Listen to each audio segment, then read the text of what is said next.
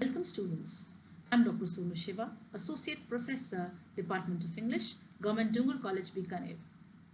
This session is for BA second year English Literature, and Victorian poetry is in your first paper. So you have poets from Victorian era. So let's have a look in this session what Victorian poetry is. When we talk about Victorian age and Victorian poetry, this poetry is written during the reign of Queen Victoria. So from the name itself, Queen Victoria, you come to know that this is Victorian age, and the age is 1837 to 1901. So this time period, this era is called as Victorian age or Victorian poetry time. Victorian poetry era is defined as Victorian poetry. This age is one of the most remarkable periods in the history of England. A lot of things were happening on social level, on political level, on economic level, on religious level.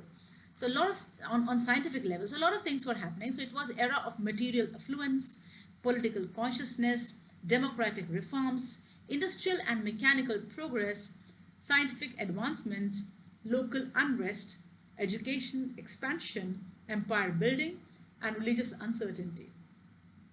It witnessed the flowering of poetry in the hands of host of poets. So there are a lot of poets that are famous and are associated with this age, that is Victorian age poetry. So let's have a look at who these poets were. Major poets and works. The representative poets of this age are Alfred Lord Tennyson. So you have poetry of Tennyson in your course, that is Lotus Eaters. Robert Browning, Elizabeth Barrett Browning, George Meredith, and Matthew Arnold. These are famous poets of Victorian age.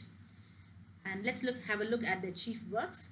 Tennyson's chief works are The Princess, 1847, In Memoriam, 1850, Maud, 1855, and Idylls of the King, 1859. And let's have a look at Browning's important works. Browning's important works are Stafford, 1837, and Pippa Passes, 1868-69. So even in exams, when you're asked to write about this Victorian poetry, don't forget especially these two poets, Lord Tennyson and Robert Browning. And these are the major works of these two important authors. Characteristics of Victorian poetry. So when you have a look at Victorian poetry or you read a Victorian poetry, what are the basic characteristics that you find in the poems? I've jotted down the point-wise. Let's have a look at it. Realism. It was realistic in nature and quite less idealized as compared to romantic poets. So before Victorian age, you have romantic age. Romantic age, famous poets, you know, Wordsworth, Keats, Shelley, Coleridge. They are romantic poets who are writing about nature, who are writing about idealized vision of life.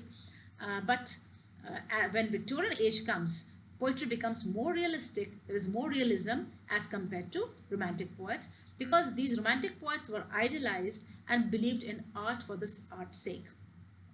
Nature lost its idealized position because these romantic poets were writing a lot about nature in a very idealized form. But in Victorian age, nature lost its idealized position and was just a source of leisure and inspiration for the poets. So poets were taking a little bit of inspiration from nature. Otherwise, the poetry that you see in Victorian age is more realistic in comparison to the romantic age. Focus on masses. The poets used themes and language related common to city life, and thus wrote about masses and for the masses. So in comparison to romantic age, where poets were writing about nature, about the beauties of the rural life, or something from related to art, but here you find in Victorian poetry that the poets are writing on masses, like about the masses and for the masses. So the things that are related to city life. So there's a difference. Here in romantic age, the focus is on nature, and here in Victorian poetry, the focus is on human beings, the masses, and especially living in the city. Pessimism. Due to industrial revolution and advancement in science and technology, there was drastic increase in city population that gave rise to slums, poverty, unemployment, corruption, disease, death, etc. And you know, whatever happens in society gets reflected in poetry or in any art form. So this was happening. Obviously, industrial revolution and science and technology advancement, as a result to that, these things were uh, natural to happen. So the slums and poverty, unemployment, corruption, disease, death, they all get reflected in poems. Thus, Victorian poetry, which focused on the pains and sufferings of commoners, had a note of pessimism. So because they were writing about human beings, about their pains and sufferings, so you find that in some poems, there's a note of pessimism involved. And questioning to God, the development of empirical science. So there was science because of understanding, because of the growth of understanding of human beings. There was development of empirical science.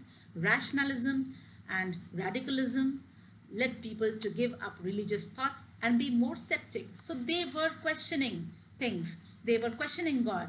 People were more rational in their thinking. So this made people to give up religious thoughts. They were just not blindly following any religion, but they were questioning religion. They were questioning God. Moreover, corruption in the church, defining the morality of the priest, etc., also led people to question the religious institutions. So you also find that there was corruption in the church and people were questioning that how religious are these institutions of religion are. Science and technology.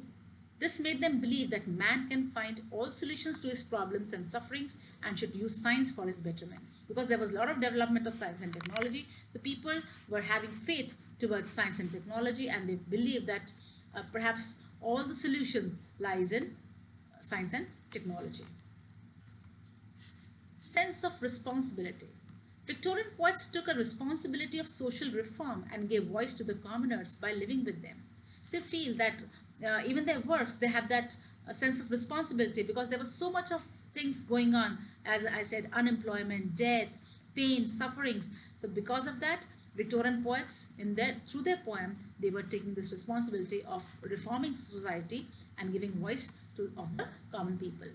So giving voice to the common people. Morality. The morality saw a steep decline in Victorian era. Number of poets tried to retain it by encouraging people to be honest and noble.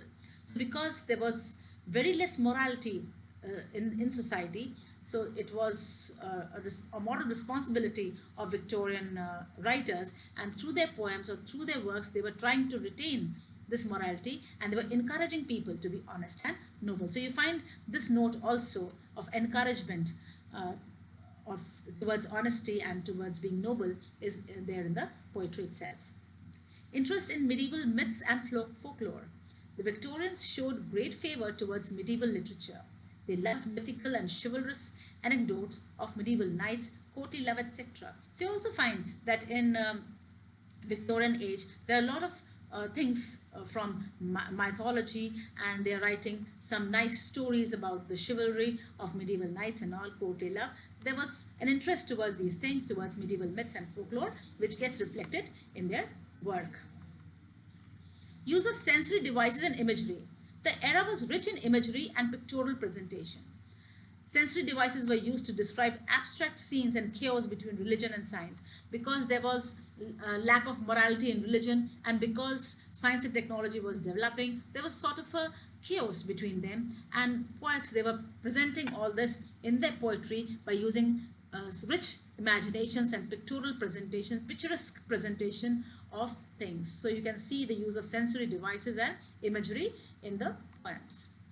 Then there was sentimentality. The Victorians wrote about artistic creations, thus giving way to deeper imaginations. The people were sentimental, emotions, and a lot of deeper imaginations and emotions were shared in their work.